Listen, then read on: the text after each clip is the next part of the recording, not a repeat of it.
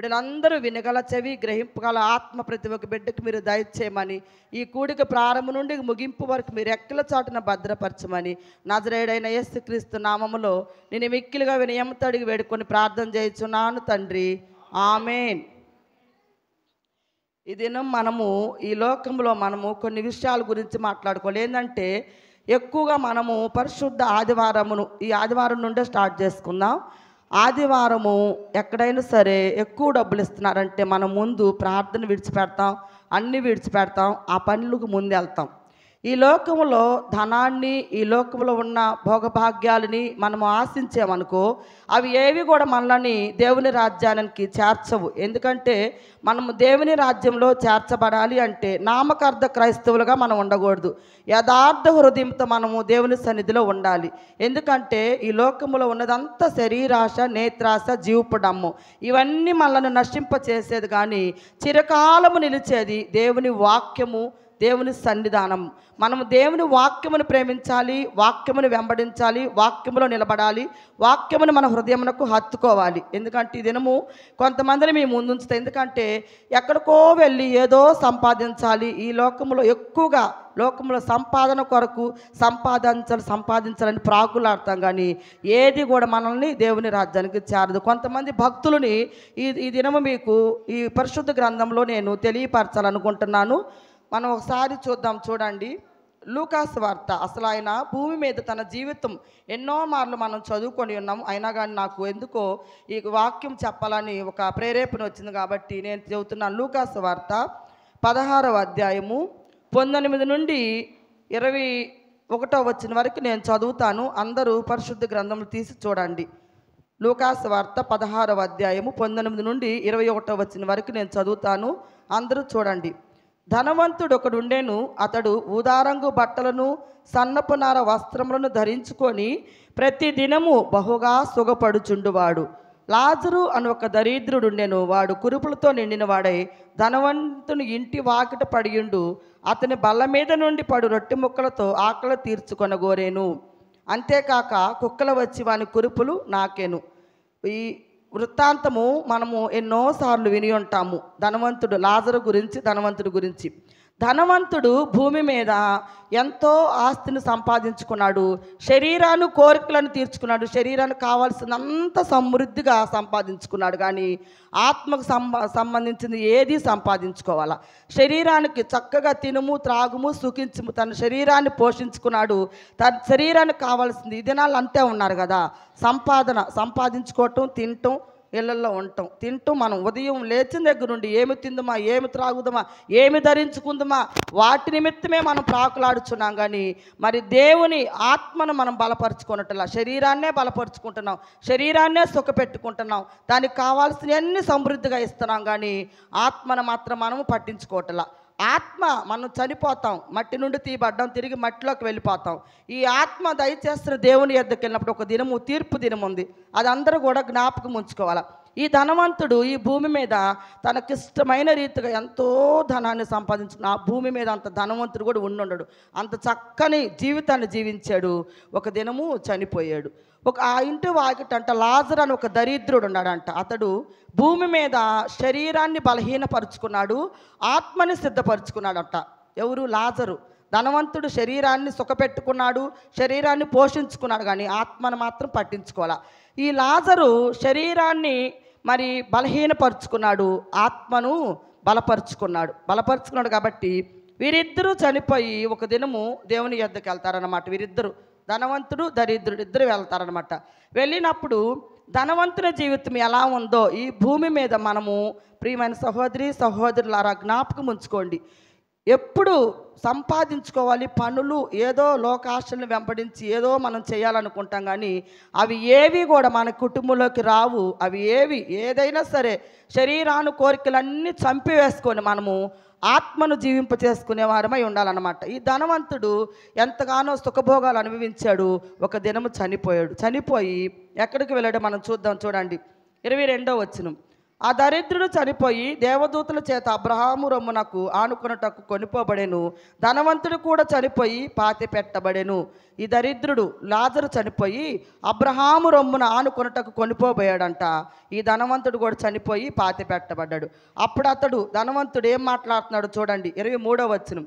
అప్పుడు అతడు పాతాళములో బాధపడుచు కన్నులెత్తి దూరము నుండి అబ్రహామును అతని రొమ్మున ఆనుకొని ఉన్న లాజరును చూచి, తండ్రివైన అబ్రహామా, నా యందు కనికరపడి తన వ్రేలి కొనను నీళ్ళలో ముంచి నా నాలుకను చలార్చుటకు లాజరును పంపుము, నేను ఈ అగ్నిజ్వాలల్లో యాతన పడుచున్నానని కేకలు వేసి చెప్పాడనమాట. చూడండి, భూమి మీద ఉన్నప్పుడు ఈ లాజరు జ్ఞాపకం రాలా, భూమి మీద ఉన్నప్పుడు లాజరును పట్టించుకోవాలా, భూమి మీద ఉన్నప్పుడు తన జీవితాన్ని ఎంతో సుఖంగా ఎలాంటి విలాసవంతమైన జీవితం జీవించాడు. కానీ అప్పుడు ఆయనకి లాజరు గుర్తు రాలేదు. కానీ చనిపోయిన తర్వాత ఆ అక్కడ యాతన పడుచున్నప్పుడు అప్పుడు గుర్తొచ్చాడు. నరకములో ఉన్నప్పుడు ధనవంతుడికి లాజరు గుర్తొచ్చాడు అనమాట. లాజరు గుర్తొచ్చి మాట్లాడుతున్నాడు అనమాట. అప్పుడు అతడు పాతాళములో బాధపడుచు కన్నులెత్తి దూరము నుండి అబ్రహామును అతని రొమ్మును ఆనుకొని ఉన్న లాజరును చూచి, తండ్రివైన అబ్రహామా, నా యందు కనికిరపడి తన వ్రేలి కొనను నీళ్ళలో ముంచి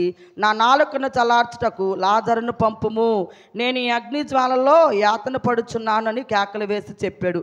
ఎప్పుడైనా సరే మనం భూమి మీద ఉన్నప్పుడే దీపం ఉండగానే ఇల్లు చక్క పెట్టుకోవాలా, ప్రాణం ఉండగానే ప్రభుని నమ్ముకోవాలా.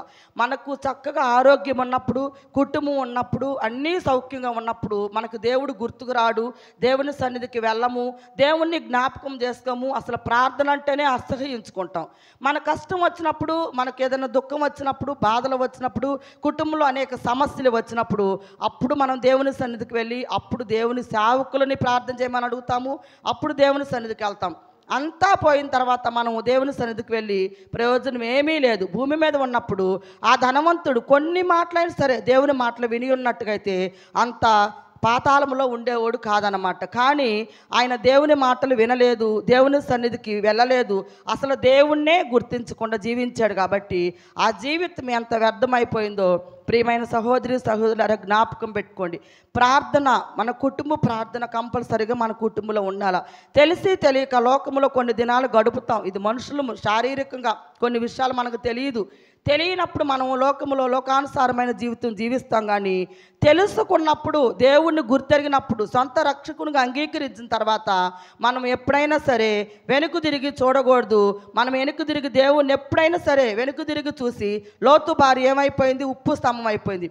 ఆమె అక్కడ అగ్నితో కాల్చబడుచున్నదని లోతు అప్పుడు చెప్పినప్పుడు ఆ లోతు దినములలో ఆశ వెనకింకో ఏదో ఉంది, వెనక దాచిపెట్టింది ఏదో ఉందని చెప్పి వెనుక్కు తిరిగి ఆ లోతు భార్య ఏమైపోయింది, ఉప్పు స్తంభం అయిపోయింది.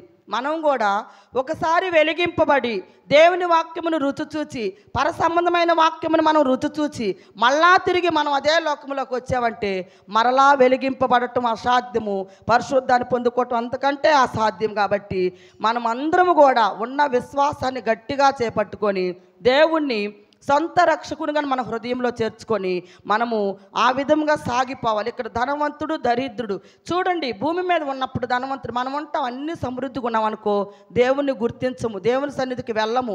దేవుడు ప్రతి విషయంలో దేవుడు మనకిచ్చాడు. ఈ భూమి మీద మనం తల్లి గర్భం నుండి ఏ విధంగా వచ్చామో తిరిగి మళ్ళీ ఆ విధంగానే మనం వెళ్ళిపోతాం. కానీ ఈ లోకంలో మనం ఏమీ తీసుకొని వెళ్ళాం, ఎలా వచ్చామో అలాగే వెళ్ళిపోతాం. ఈ భూమి మీద కొంత సమయము విశ్వాసమును, క్రియలతో కూడిన విశ్వాసాన్ని మనం కాపాడుకోవాలన్నమాట. విశ్వాసం లేకుండా దేవునికి ఇష్టం ఉండటం అసాధ్యము అని వాక్యం తెలియజేస్తుంది. కాబట్టి మనము ఇష్టపూర్వకంగా దేవునికి ఇష్టముగా ఆయన వాక్యమును మనం సమీపించి ఆలకించాలా. ప్రసంగి గ్రంథంలో ఒక వాక్యం ఉండేది చూడండి, నీవు దేవుని మందిరంలోకి వెళ్ళినప్పుడు నీ ప్రవర్తన జాగ్రత్తగా చూచుకొనుము, బుద్ధిహీనులు అర్పించినట్లుగా బలులు అర్పించుట కంటే సమీపించి ఆలకించుట శ్రేష్టము అంటదన్నమాట. ప్రసంగి సొలొమోను ఎంత జ్ఞానముతో ఆ మాట రాశాడు. మనం మందిరానికి వెళ్తాం, మన ప్రవర్తన జాగ్రత్తగా ఉంచుకోవాలి. వెళ్ళేమా వచ్చామా, ఇక్కడికి వస్తాము, కొద్దిసేపు ఉంటాం, వెళ్ళిపోతాం, యథావిధి తదాగుండం, లోకంలోకి వెళ్ళిపోతాం. అట్లా ఉండకూడదు.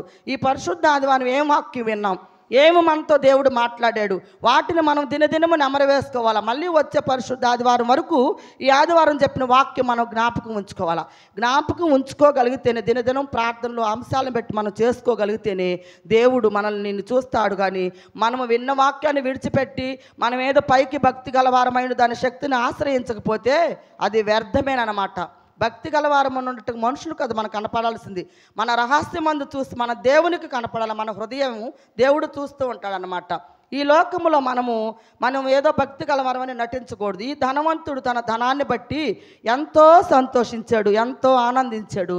కానీ చనిపోయిన తర్వాత ఆయన జీవితం ఎలా ఉంది? పాతాళములో ఉన్నాడు, నరకములో ఉన్నాడు. నరకములో ఉండి యాతన పడుచున్నాడు. యాతన పడి అప్పుడు జ్ఞాపకం వచ్చాడు. అప్పుడు దాకా తన ఇంటి వాకిటి ముందు పడి రొట్టె ముక్కలు తింటూ, కింద పడిన ఆహారం తింటూ, కురుపులు కుక్కలు వచ్చి నాగుతూ అంత హీన స్థితిలో ఉండ లాజరు గుర్తు రాలేదు. కానీ చనిపోయి అగ్నిలో ఉన్నప్పుడు అప్పుడు ఆయనకు లాజరు గుర్తొచ్చాడు. అట్లా మనం ఉండకూడదు ప్రియమైన సహోదరి సహోదరులారు. ఎందుకంటే దేవుని వాక్యము అనేక విధాలుగా బోధింపబడుతుంది. కాబట్టి వాక్యమును మనము హృదయం అంతటిలో చేర్చుకొని వాక్యానుసారము మనము జీవించి వాక్యమును ప్రేమించి వాక్యమునే మనం వెంబడించాలా. అప్పుడే దేవుడు మన కుటుంబంలో కార్యములు చేస్తాడు. ఒక్కో ధనవంతుడు ఉన్నాడు, బాగా సంపాదించుకున్నాడంట. సంపాదించుకొని ఏం చెప్పుకుంటున్నాడు ఒకసారి చూద్దాం. చూడండి, లూకాసు వార్త 12వ అధ్యాయము 16వ వచనం నుండి చదువుతాను. అందరూ చూడండి. మీరు చదువుతారు కానీ నాకు కొంచెం అర్థం కాదు, అందుకని నేనే చదువుకుంటున్నా. మరియు ఆయన వారితో ఈ ఉపమానము చెప్పెను. ఒక ధనవంతుని భూమి సమృద్ధిగా పండెను. అప్పుడు అతడు ఆ పంట సమకూర్చుకొనుటకు నాకు స్థలము చాలదు గనుక నేనేమి చేతును? తనలో తాను ఆలోచించుకొని నేను ఇలాగున చేతును అనుకున్నాడంట. నా కొట్లు విప్పి వాటికంటే గొప్ప వాటిని కట్టించి అందులో నా ధాన్యమంతటిని, నా ఆస్తిని సమకూర్చుకొని తన ప్రాణంతో చెప్పుకున్నాడు. చూడండి, ఒక ధనవంతుడు ఉన్నాడంట. ధనం బాగా సంవత్సర కాలం పంట పండిందంట. ఆ పంటను గురించి ఏమనుకుంటున్నాడో తెలుసా? ఎంత పంట పండింది, ఉన్న కొట్లన్నీ చాలవు, ఈ కొట్లు మొత్తం విప్పి విస్తారమైన కొట్లు కట్టుకొని ధనమంతా అందులో సమకూర్చుకొని బాగా సంతోషిద్దాము, బాగా తిని తృప్తి పొంది ఆనందిద్దామని తన ప్రాణముతో ఎంతగానో చెప్పుకుంటున్నాడనమాట. తన ప్రాణం గురించి ఎంతగానో చెప్పుకొంచున్నాడు. అయితే ఏమి జరిగిందో చూడండి ప్రియమైన సహోదరి సహోదరులారా.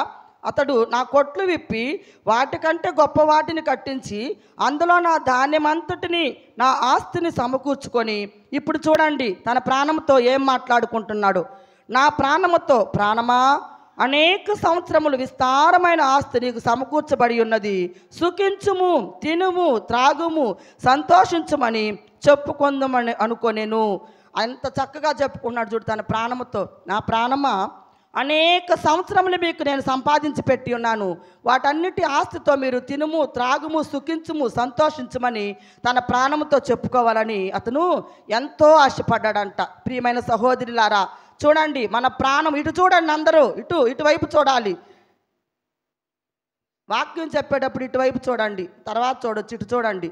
తన ప్రాణంతో ఏం చెప్పుకున్నాడు? నా ప్రాణముతో, ప్రాణమా, తినుము, త్రాగుము, నీకు అనేక సంవత్సరములకు ఆస్తిని సమకూర్చి ఉన్నాను అని చెప్పి తన ప్రాణంతో చెప్పుకుంటాడు. చూడండి, మనం ఈ లోకంలో ఆస్తులు సంపాదించుకొని సంతోషిస్తాము, బంగారంను సంపాదించుకొని సంతోషిస్తాము, ఉన్న ఆస్తి అంతా చూసుకొని ఆనందిస్తాము. ఈ వెండి బంగారములు దేవుని రాజ్యమును మనకి ఇవ్వలేవు. కానీ దేవుని రాజ్యములో మనం చేర్చబడాలంటే మరి ఆయన వాక్యమే, ఆయన జీవము కలిగిన మాటలే మన హృదయంలో చేర్చుకోవాలా. వెండి బంగారంలో గెహజీ చూశారు కదా, ప్రవక్త ఉన్నాడు రాజుల గ్రంథంలో. గెహజీ కూడా వెండి బంగారాన్ని ఆశించాడు. ఏం సంపాదించుకున్నాడు? కుష్ఠరోగమును సంపాదించుకున్నాడు. అవి ఏవి కూడా మనకి ఏదైనా సరే మనం ఆశించిన తగనది ఆశించామంటే అది మనము ఏదో ఒకటి మన కుటుంబంలోకి తెచ్చుకున్నట్టమాట. బిలాము ఉన్నాడు. బిలాము గాడిదకి దేవుడు వాక్కిస్తాడు. బిలాము కూడా వెండి బంగారం ఆశించి దేవుని రాజ్యాన్ని పోగొట్టుకుంటాడు. బిలాము గాడిదతో వెళుచున్నప్పుడంట మరి దూత వచ్చి ఎదురుగా నిలబడినప్పుడు బిలాము కన్నులు ముయ్యబడతాయి, గాడిద కన్నులు తెరవబడతాయి. ఎందుకంటే ఈ లోకపు పాపపు కట్లతో మన కన్నులు ముయ్యబడతాయి. కానీ దేవుని వాక్యముతో మరి గాడిదకు వాక్కిచ్చి దేవుడు ఆ మాటలు రాని గాడిదతో దేవుడు మాట్లాడించి బిలాముకు బుద్ధి చెప్పాడు. ప్రియమైన సహోదరులారా, జ్ఞాపకం చేసుకోండి, ఈ లోకములో వెండి బంగారం ఏది కూడా మనల్ని దేవుని రాజ్యానికి చేర్చదు. కానీ మనల్ని చేర్చేది జీవము కలిగిన వాక్యం అని ప్రతి ఒక్క బిడ్డ జ్ఞాపకం చేసుకోండి. ఇక్కడ ధనవంతుడు కూడా తన ధన సమృద్ధిని, తన ధనాన్ని, తన ఆస్తిని చూసుకొని ఎంతో ఉల్లసించాడు, ఎంతగానో ఆనందించాడు. ప్రాణమా తినుము, త్రాగుము, సుఖించుము, నీకు అన్నీ సంపాదించి పెట్టారని ఎంత సంతోషించాడో దేవుడు మాట్లాడుతున్నాడు. ఇటు చూడండి అందరూ. అయితే 20వ వచనంలో చూడండి. అయితే దేవుడు, వెర్రివాడ, ఈ రాత్రి నీ ప్రాణమును అడుగుచున్నాను, నీవు సిద్ధపరిచినవి ఎవను వగునని అతనితో చెప్పాను. చూడండి, ఆయన ఎంతో తన ప్రాణం కొరకు ఎంతగానో మరి సంపాదించుకున్నాడు. కానీ ఎంతగానో తన ప్రాణంకు సంపాదించుకున్న ఆస్తి గురించి ఎంతగానో ఆయన తుళ్ళతూగిపోతూ ఉల్లసించాడు. కానీ ఒక్క క్షణము దేవుడు మాట్లాడాడు. చూడండి, వెర్రివాడా, ఈ రాత్రే నీ ప్రాణమును అడుగుచున్నాను, నీవు సంపాదించినవి ఎవని వగును అని చెప్పి దేవుడు మాట్లాడుతున్నాడు అనమాట. దేవుని ఎడల ధనవంతుడు కాక తన కొరకు సమకూర్చుకొని వాడావుడు అలాగునని ఉండునని చెప్పాను. దేవుడు తప్ప ఈ లోకములో ఏది సంపాదించుకున్నా మన ప్రాణము ఏ క్షణము ఏ విధముగా మన జీవితం ఎలా ముగిసిద్దో తెలియదు. ఎందుకంటే దుర్దినాల్లో ఉన్నాం, అంత్యకాలం అపాయకరమైన దినాల్లో ఉన్నాం. దేవుడు రాకడ బహు సమీపంగా ఉన్నది. ఏ క్షణము దేవుడు పిలుపు వచ్చిద్దో తెలియదు. కాబట్టి మనము సిద్ధపాటు కలిగి ఉండాలి. ఈ లోకానుసారమైన ధనాన్ని మనము కూర్చుకొనకూడదు. ఈ లోకానుసారమైన ధనమును మనం ప్రేమించకూడదు. దాన్ని మనం వెంబడించకూడదు. గెహజీ వెంబడించాడు, కుష్టు సంపాదించుకున్నాడు. బిలాము వెంబడించాడు, గాడిద చేత తనకు మరి మాట్లాడించుకున్నాడు అనమాట. చూడండి, మాటలని గాడిదకు వాక్ ఇచ్చాడు దేవుడు. ఆ గాడిద మాట్లాడింది అనమాట ఆ బిలాముతో. ఎందుకు నన్ను ఇలా కొట్టుచున్నావు? నేను ఈ బరువులు మోయచ్చు, నీ పని చేయొచ్చు, నీ కుటుంబంలో ఎప్పటి నుండో నేను ఉన్నాను కదా, దేనికి ఈ విధంగా నన్ను కొట్టుచున్నావని ఆ గాడిద మాట్లాడిద్ది. ఆ మార్గాన్ని తప్పించింది. బిలాము ఏ మార్గమున పోతున్నాడో ఆ మార్గాన్ని తప్పించింది అనమాట. కాబట్టి ప్రియమైన సహోదరి సహోదరులారా, జ్ఞాపకం చేసుకోండి, లోకములో మనము లోకాశలను మనం వెంబడించకూడదు. ఎందుకంటే ఎప్పటికైనా తుదకు అది మరణానికి ఈడ్చుకొని పోయిద్ది. మొదటగా మనం ఆయన నీతిని, రాజ్యమును ఎదికే వారమై ఉండాలి. ఆయన నీతిని, రాజ్యమును మనం ఎదికినప్పుడు ఆయన మనకి సమృద్ధినిచ్చే దేవుడై ఉన్నాడు అనమాట. ఇంకొక అతను ఉన్నాడు. ఆయన అనుకున్నాడంట, ఇంకో దేశం వెళ్ళి బాగా సంపాదించుకొని బాగా లాభం పొందుకొని వద్దామని చెప్పి తను అనుకుంటాడు. చూడండి, యాకోబు రాసిన పత్రికలో ఒకసారి చూద్దాము. యాకోబు రాసిన పత్రిక 4వ అధ్యాయం